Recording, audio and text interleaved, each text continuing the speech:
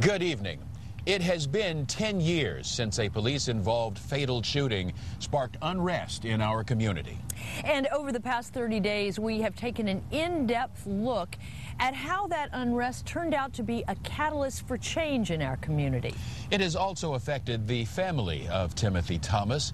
A mother is without her son, siblings are without their brother, and a baby is without his father. 9 News reporter Jenell Walton spoke with Thomas's family, and she joins us live now from over the Rhine. Jenell?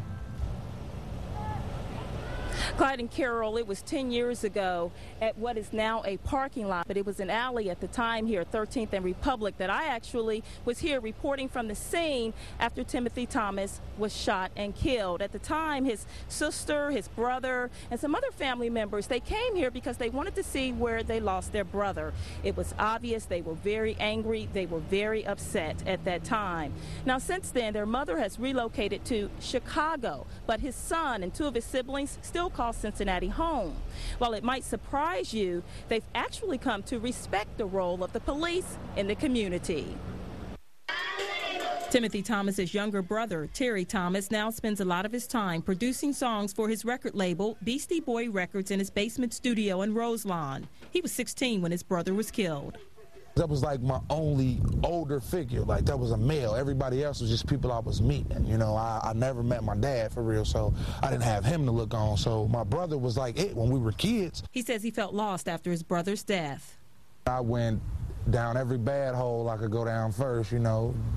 Drugs, robbery, jail, everything that you could think of, pretty much. Terry and his sister Brandy Bagby continued to call Cincinnati home, even though their mother chose to move back to Chicago about 5 years ago. Brandy says they think about Tim a lot when they all get together. We all still miss him. You know, we still have our reminisce sessions, our talks and whatnot, and I keep plenty of pictures. I still have the actual news articles and everything. So, you know, we all pretty much trying to still stand the way we was, even though we lost one.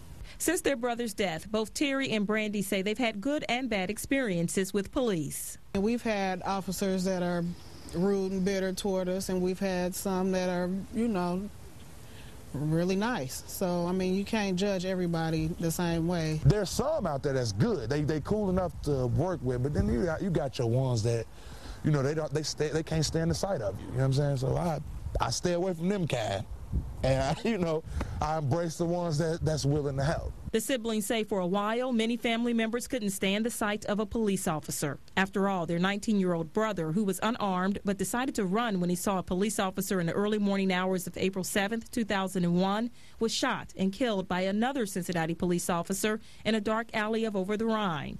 Terry says he started to look at police and life differently when two friends were robbed right in front of him. He says age, becoming a husband and father to 3 kids, has also changed his perspective. Police are still useful because if my kid was walking on the street and the guy snatched him up, it's not a guarantee I'm going to be able to find that person. But the police got the gadgets. They got everything they need to find my child. So, yeah, you do need them around. You know what I'm saying? So I started looking past that. On many Sundays, you will find Terry in church at First Christian Assembly of God with his children and Timothy's only child, 10-year-old Taiwan Thomas. He says the family hasn't shared all the details surrounding Timothy's death with his son. He says they're focusing on making sure he and his cousins are raised to be good citizens of Cincinnati. Terry said when he visited the church several years ago, he had no idea the church had declared a new mission of being racially reconciled, in part to help the city heal from racial tensions since his brother's death. Today, Terry says he doesn't have any bitter feelings toward Officer Stephen Roach for shooting and killing his brother. He says he prays with the church leaders here at First Christian that what's happening inside the church, people getting together and worshiping, getting along, will actually start to take place outside the church and spread to the streets of Cincinnati. This church has everything you need. My kids can go there, learn, have fun. Me and my wife can go there, learn, have fun, and we have people we can connect with, you know, that's from different backgrounds. You know, everybody lived their own life. Everybody got their own problems, their own situations, but we all come here to throw that away, you know what I mean, and just rejoice together. And that's the part I love the most, because I want to make sure at the end of the day we going up top. Terry says he's learned over the years that not everyone is willing to change, but starting the conversation can begin with just one person.